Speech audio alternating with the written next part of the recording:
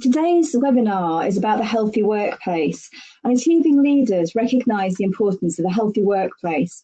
Managers have a responsibility to look after the physical and emotional well-being of their employees, and in so doing, improve performance of the organisation as a whole. It is my great pleasure to introduce Harry Kolimnios, founder of thethoughtgym.com and author of the books The Thought Gym and the Workplace Wellbeing book, Working Well.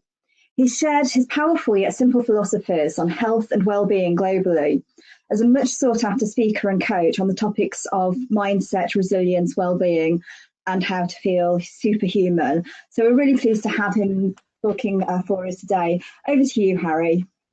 Okay, thank you so much. It's a pleasure to be here with you.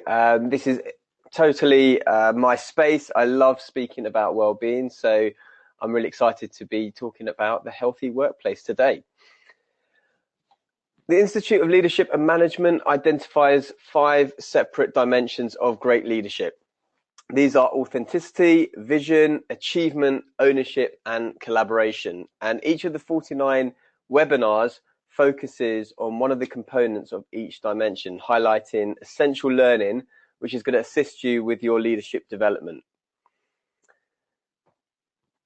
The third dimension of the Dimensions of Leadership webinar series is achievement. And great leaders, they're high performers, they've got direction, they deliver measurable results, they're proud of the work, they stretch themselves, they stretch other people, they're adaptable, and they ensure sustainability. In today's workshop, we're looking at achievement, and specifically, we're looking at the healthy workplace as a component of that achievement. Okay, so achieving leaders recognize the importance of a healthy workplace. I think this might well be self-evident, but effectively, your people are your greatest asset, okay? And if you have a healthy workplace, healthy mind, body, spirit within that workplace, then you're certainly going to perform a lot better. A lot of the time, people talk about this concept of work-life balance. Okay, what is a work-life balance? And I think there are different views on what that really means. We've got a couple up here: harmonious interface between different life domains. Work-life balance is at best elusive ideal and at worst a complete myth. That's from the Harvard Business Review. I sit somewhere in between, I guess. I think my interpretation might be more work-life integration. I think it's quite challenging sometimes to demarcate exactly where one area finishes and one starts, because truth be told, everything is intertwined. So maybe there's more of an integration than a balance is what we're looking for, and how we can manage that integration as best we can. So when we look at work-life balance, we look at some questions around that. There's a few questions up there we can explore. To what extent can you participate successfully and satisfactorily in various personal domains and be successful, high achiever in your professional life? So how can you really excel at what you do both in work and out of work? And this is, for me, exactly what I'm all about. It's really about how can we be the best versions of ourselves? How can we be our superhuman selves, as was said in the introduction, so that we can really excel at work and excel at home and in our personal lives? And does having balance mean sharing out finite resources? And we'll look at what we're talking about with finite resources in just a moment. And even more importantly, can balance actually mean generating more of these resources that we're looking at? So we'll be looking at that very, very shortly. So the slide above, or the slide that you're looking at right now, the resource allocation view, this assumes that there are maybe finite resources, okay? Ones that might be frequently mentioned, you might be familiar with: time, energy, money. And what we're looking for is really optimizing the use of these resources. How do we allocate them as best they can be? Okay. If you're an economist out there, you might like this idea, but we're looking to optimize our resources and get the best from them, so that, you know, when we have uncertain futures, we're living in this, what they call a VUCA environment, volatile, uncertain, complex. And so we really need to focus on what we can control here, and resources are one of those areas. So we have work, family, sport, hobbies, all of these things take up our time, and we have to decide, okay, how are we going to spend our time? How are we going to spend our energy? How are we going to spend our money in each of these areas so that they can give us value in life and in our business? If we look at this resource creation view, you'll see that each of the elements of work-life balance, they've got the potential to contribute to each other. Okay, so they're not isolated in nature. Okay, so this really stems from how I started in focusing on well-being. I used to work in the city, worked for the London Stock Exchange. I worked for Accenture. I then moved on to Sainsbury's head office after I left the stock exchange. And what I realized, especially from transitioning from effectively an employee to a contractor, I was responsible for my own performance. Effectively, I was being paid for the skills I could deliver, and if I wasn't, optimal, I wasn't going to deliver. If I was ill, I wasn't going to get paid because I wasn't going to be at work. And so for me, having a high level of personal fitness, getting enough sleep, eating well, this gave me the energy that I needed in order to excel in other areas of my life. Okay, so this is what we're looking at when we're talking about that. Actually, by focusing on maybe certain aspects, resources in other aspects increase. So the energy, that my personal energy increased, which meant that my professional productivity also increased, my relationships also increased. So really, it's a combination of all of these resources. They combine together, and some of the relationships might be a little bit less straightforward. We can associate quite easily. Okay, if you've got more energy, you've got more health, vitality, you're going to be maybe more engaged at work, you're going to be more productive. But also, you might look at the circle over there which says satisfying paid work. So if we've got a great job with high financial rewards, that might enable us to free up another resource, such as time. You don't wait for things as much. Perhaps you're not spending the weekends or your evenings cleaning the house, but you employ someone to come and do that for you, so that you don't have to use up the resource of time in that area. Okay, so maybe you outsource some of these things.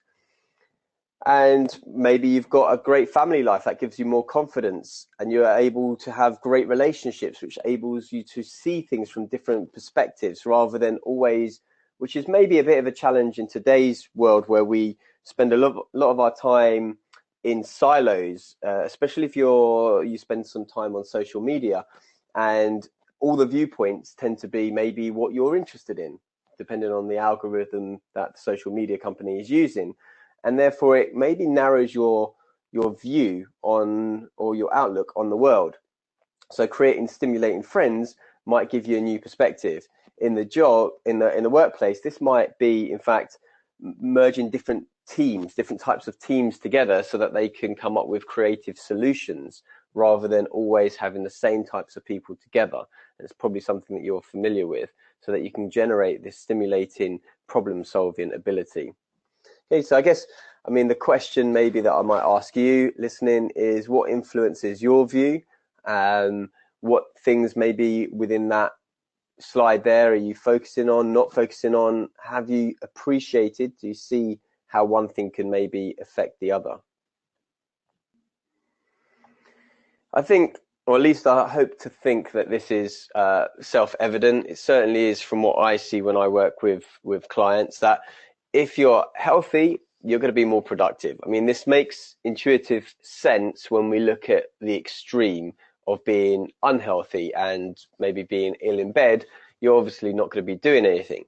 But we probably forget and think about when it's somewhere in the middle. Okay, when we look at extremes, it's very easy to see the effects of that. So we know that if all you did was eat fast food continuously, you're probably not going to be as well as you possibly could be. But sometimes when we look at something in between, where we're eating little bits of bad things, or we're not quite as healthy as we could be, we might not see that actually by increasing that health, you're going to be more productive. So from an organizational perspective, having work-life balance policies in place, having well-being initiatives in place, investing in their people, you're going to attract better talent. And because people will want to work for a place that is going to help stimulate them, help keep them healthy rather than get them overstressed. And when the economy picks up and there are many, many choices available to people, people are going to choose those areas and those companies that really look after their people, okay, that invest in their people and that they feel is a great workplace to be in. You might have had the experience, I've certainly had the experience of working in some not so great workplaces and some slightly better workplaces. And I know where I felt more comfortable and where I was more productive, as well as talking about that workplace more to friends who may also be looking for work. Okay. So it's not just about attracting people. We know how expensive that can be to hire people. It's a ridiculous amount, and estimates vary, but you spend a lot of money in recruiting people. But what about keeping hold of the people that you've got, keeping hold of the staff, the employees that you've got? If you've got a healthy workplace, people aren't going to want to leave. I mean, this is all, I guess, self-evident, but often when we're in the mix and we're there, we maybe not realize it as much. Some other options there: reduce extended hours, fatigue with fewer accidents, better decision making. There was one study that I often quote when I'm talking and I'm doing my seminars around sleep, and that was where they took some surgeons and they sleep deprived them, which is not at all unusual, having got quite a few surgeon friends. And what they saw was that they took 14% longer to do tasks and made 20% errors. So when I talk to my delegates, I always say to them, well, do you want to spend longer at work making more errors so that you can spend even longer at work correcting those errors that you made? So we really want to be able to look after people so that they're not tired, and so that they're not coming into work half drained because they've been up all night answering emails that we've been sending overnight or something like that. And obviously, if you're happier employees tend to put in more discretionary efforts. If they've got a purpose, if they buy into the purpose of the organization, if they buy into the mission, then they're more likely to offer and go the extra mile, as it were. So and then ultimately, happy people leads to happy organization. I think you may be familiar with the story of Zappos, the shoe company, recently, well, not so recently, but bought by Amazon, and really became very big by its CEO, Tony Hsieh, who really focused on creating happy employees. Because when they were happy and they were speaking to customers, they were also able to transmit that happiness, if you like, to the customers, and the customers wanted to deal with that kind of company. They were also given quite a lot of autonomy, which is a big part in workplace well-being, in fact, to have a sense of autonomy.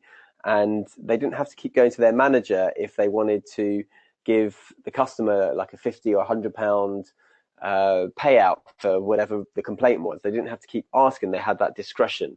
And Zappos famously actually pays people to leave after 3 months of their probation. They offer them money not to stay with them, because they want people to stay with them who really want to be there ultimately, and it shows, because their workforce is extremely productive, extremely happy. So a recent survey of around 2,000 employees undertaken by an insurance company, it looked at work-life balance, or perhaps for the lack of it, and it noticed or identified a particular risk for those people in the 30 to 49 age group, which you may well be a part of. I certainly am. And just how much work-life balance or well-being or workplace well-being is affecting them. Some of the stats there from there: 6% of 18 to 29-year-olds have an average week off work with health issues, 5% of over 50s, but 12% of the age group we're looking at, 30 to 49, have that same week off. So that's twice as much as the younger workforce, and over twice as much as the older workforce. And another interesting finding from that was that 27% felt that they had no time to even engage in any kind of work-life balance. So I think there's definitely an issue here. In fact, I was reading yesterday a report, and it was an old report. It was 2005 white paper, and the issues were there then, and it had some contributions from Sir Michael Marmot in there as well, and he was identifying lots of causes of workplace well-being. 2005, we're 2018 now, and working in this field, I see that there's a certain amount of lip service being played to workplace well-being. That might be in terms of workplace wellness days and offering a few things here and there, but clearly it's not quite hitting the mark enough for a lot of people, because a lot of people are feeling very stressed and overworked and no time for any balance. So I think there's a lot to be done there still to go. Michelle Obama, who obviously I'm sure you know, we need to do a better job of putting ourselves higher on our own to-do list. When I saw this quote, it instantly reminds me of the notifications that you get on the airplanes when you're going abroad.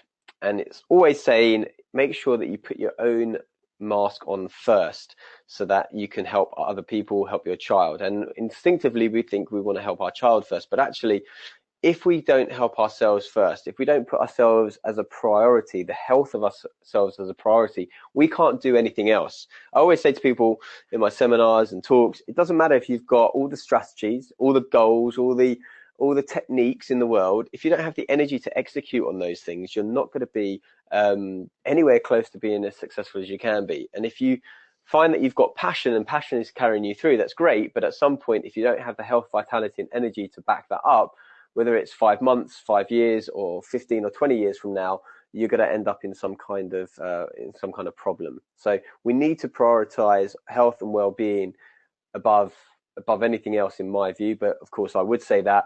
But really, if we don't have our health, what do we have? So your work-life balance. Do you make time for interest and learning? I think learning and growth is so vital to feeling alive. If we feel that we're progressing in life, then ultimately we end up being a lot happier. Second one is a big one. Can you switch off the phone or refrain from checking emails when on holiday, or even, I would suggest, during the day? You know, giving yourself some time where you are turning off from all these things and you are spending a bit of time on yourself or on the task at hand, rather than this constant barrage of interruption, which actually creates micro levels of cortisol rises in your system as you feel tiny bits of stress.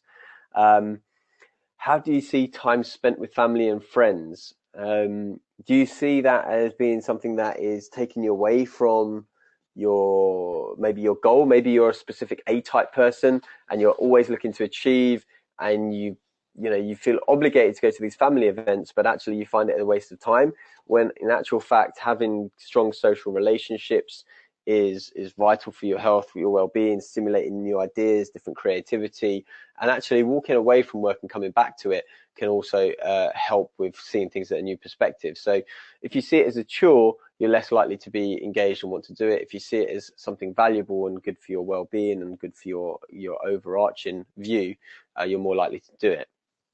And do you put time into obviously maintaining your mind, body and spirit? Do you allocate a little bit of time each day, whether that's quiet reflection time each day, whether that's going for a walk in nature, going for a walk during the lunchtime? If it's not there sometimes as a reminder, it's easy to forget. I know that I'm like that. I may sometimes get hooked up into writing my third book at the moment, and quite often I will be drawn into that. And ironically enough, obviously it's a book about well-being, and writing is obviously, I think most authors would agree, not very good for your health and well-being. Sitting, or in my case, maybe standing at a desk for hours. And if you get into a flow, you could find that you haven't, left that space for a while. So I make sure I put some reminders in there and get outside. If it's a sunny day like it is today right now in London, maybe popping outside for 5 minutes, even just to get a bit of a walk on. So if we can spend some time each day doing that, then we will be much, much better off. Some ideas: work-life balance and organisation. We'll go through all of these, but I think one that jumps out at me is walking the walk. I think that in my organisation, when I used to work at the stock exchange, people might say one thing, but then if you see your boss or your boss's boss doing another, you're not going to do whatever health policies were put in place. Okay, if people are encouraging you to go to the, to come in at 9 and leave at 6 or 5, but you see your boss or the boss's boss is coming in at 7 and leaving at 7 as he did, having lunch at his desk as he did, are you likely to go out to a swim at 12 o'clock? Probably not. What else can we put in place? These things are in there. Flexible working. I used to be on call as well as part of my job there, and made sure we rotated on and off, and that we had some time away from being on call, of course, rather than being on call all the time. So there's a few things, obviously being treated fairly as well. I think this diagram just illustrates that really work-life balance within organizations is intertwined, okay, from your personal health practices and the resources, the organization of the work and its environment, and the health and employees and their productivity. They're not mutually exclusive. One naturally affects the other, and we can't really just isolate things, which is often what we try and do in all areas of modern life, in fact. So many causes of workplace stress. Here it just says 12.5 million working days lost due to work-related stress, depression, anxiety in 2016-17. Why are we having that? Some of these causes are here. Lots of demands. Maybe we talked about control earlier, lack of control, poor social environment, negative culture. I've been exposed to many of those, and I can tell you that can be particularly stressful. Change. People don't like change unless they're often instigating it themselves. And lack of clear understanding in your role. How many times have we been employed in a job with one job description, and then our boss comes to us and says, you have done this, can you do that? And you're like, well, is that even part of my role? Is it part of what I'm supposed to be doing? And when we're not clear on something, when we've got an uncertainty amongst what we're doing in life, we feel more stress. So reducing workplace stress. See stress as a risk. Create a bit of an audit. Make sure that you know where you are. As Peter Drucker said, what you can't measure, you can't manage. So we need to be able to set targets, milestones, have an audit. Practical steps. We talked about having control and autonomy. If you remember the Zappos example. Mental health first aiders. So a bit like physical first aid, but just people being able to see the signs of stress in a colleague, and maybe just sitting down and say, hey, are you okay? Do you need to talk about this? Do you need to see someone more specialist? Just being able to recognize that, having a bit more of an open culture.